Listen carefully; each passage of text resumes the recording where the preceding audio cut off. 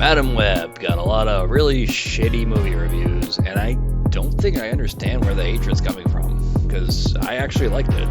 When I skimmed through Rotten Tomatoes a little bit, I noticed a lot of people were actually confused about what movie they were even reviewing. The ones that seemed like they were making decent points usually pointed out story elements that were kind of just sped through, or at least perceived to be lazily written, which I kind of get, honestly.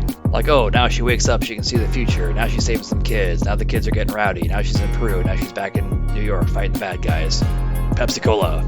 Yeah, I totally get it. I totally get where they're coming from. I guess for me, that aspect of it was a little bit easier to accept, because I kind of saw it as Sony trying to turn Spider-Man into its own universe and keep the license they have, because he's the only Marvel character that isn't owned by Disney. So I guess I kind of respect their underdog status more than I really respected the story of the movie. But I actually do like the story.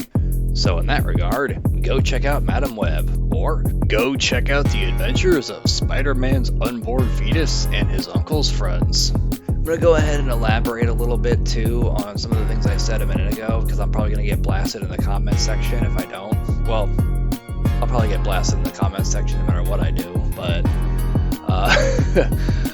so one thing, story-wise, I do see where people are coming from, but I actually went into it thinking, going off of the previews anyways, thinking that they were going to give it the same treatment they gave Goku in the Dragon Ball movie, like, oh yeah, let's take this character and just put her in high school or something, right?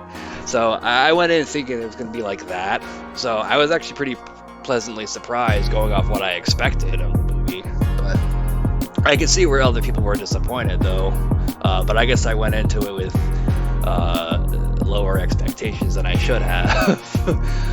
And the thing about the Marvel Universe thing, yeah, I totally get that that's trendy, and normally I would be one of the ones saying, oh, well, fuck you for trying to hop up on this trend and you know, jump on the bandwagon.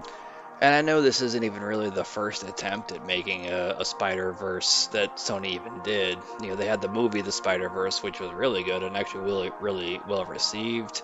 And they had the Venom movies, you know, and they had that movie about Craven they released this year. I didn't actually see that one though.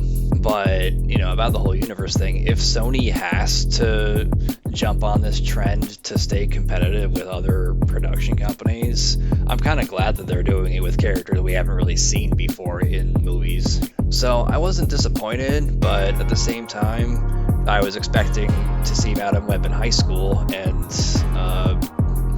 I'm not all that familiar with her lore, and I was actually way more disappointed at what they did with Dr. Connor's character, making him this kind of one-dimensional evil lizard.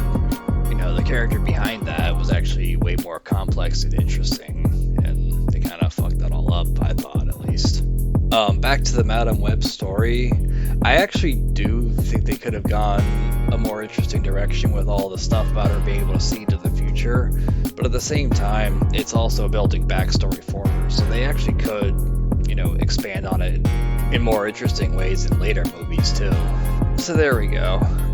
I do understand where people who don't like the movie are coming from, but at the same time, I kind of think they're all a little bit butthurt too. Or they're reviewing a different movie.